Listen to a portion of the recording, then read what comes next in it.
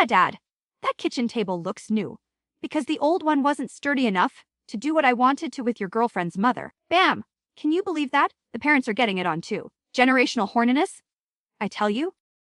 Must we start with the most crassly audible furniture, related quote imaginable? We haven't even introduced the book. That's from the second Duet. Technically, the parent's story which spins off. Details, it sets the tone. Welcome back to Heart Book Radio, folks, where we dissect the books you secretly read under the covers. Today, it's The Risks We Take Duet box set by Bella Matthews Gell. Basically, a field guide on how to bag your brother's best friend who also happens to be your brand new, hotter-than-hell stepbrother.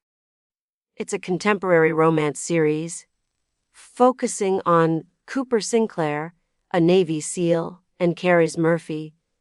And yes, the central conflict involves their parents marrying later in life, making them step-siblings after their initial attraction. It's not a how-to guide. Semantics. It's got more red flags than a May Day parade in Moscow. Carys herself says it. My brother's best friend, flag number 1, a Navy SEAL, flag number 2. My new step brother, flag number 3, 4, and 5, and yet she dives right in. My kind of girl. Perhaps we could discuss the actual characters. Instead of just your questionable taste, Cooper Sinclair, described by readers all, and likely accurately, as cocky, possessive, an alpha male, occasionally bordering on, what was the term? Alpha hole? He's a SEAL. They're not exactly knitting circle presidents. He's protective, he's intense. One reviewer said, this man is an entire parade full of red flags. And you know what? Sign me up for that parade. I'd follow that float anywhere. He's got that smolder, that danger. Remember Brenda, my ex? She hated guys like that. Said they had control issues. Brenda sounds remarkably perceptive. Cooper exhibits classic signs of unresolved trauma.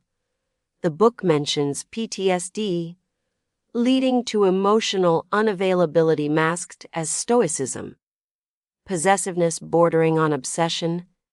Frankly, he sounds exhausting and potentially requires significant therapy. Therapy? He just needs Carys. He says, this woman is my endgame, and screw anyone else who tries to tell me I'm wrong. That's romance, not some psychobabble diagnosis. He'd fight anyone for her, unlike some people we discussed last year who just moped around with contracts. And Carys, she pines for him for years, then keeps their relationship a secret, then hides a serious lupus diagnosis because she doesn't want to burden him. It's noble idiocy cranked up to 11. Infuriating. See, you get it. It's juicy. She pushes him away for his own good. Classic. Brenda did that. Said she was setting me free to find someone less emotionally draining. Turns out she just wanted my neighbor's pool access. Anyway, Carys is fierce. She grows a backbone. But yeah, the secret keeping makes you want to shake her. The miscommunication is staggering, and the sheer volume of angst. One reviewer claimed they were completely destroyed, irrevocably in love. Another wanted a love that would set the world on fire. It seems less like romance and more like mutual emotional immolation. Yes, that's the good stuff. The rip your heart out moments. The cliffhanger at the end of book 1. Chef's kiss. People were losing their minds. One email we got. Okay, fine. I imagine we got from a SEAL over 69 asks, is Cooper single in real life? Asking for a friend. Who is me? I received a more pertinent query from concerned reader asking about the ethical implications of romanticizing a relationship that, while not consanguineous, certainly blurs familial lines in a way that could be deeply uncomfortable. Uncomfortable is the point. It's forbidden. It's why it's hot light. That's why like sneaking cookies before dinner. And the spice, oh boy, reviewers weren't shy. Hot as heck sexy times, one said. Another admitted Cooper would have had me on my knees too.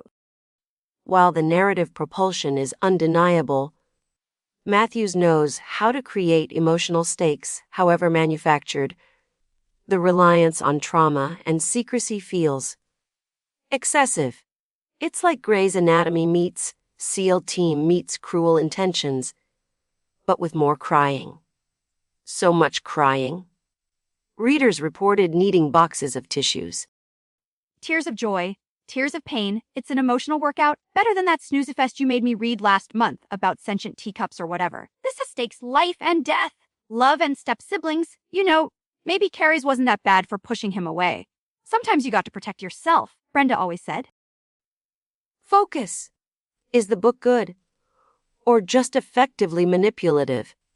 If Cooper Sinclair were a sandwich, what would he be?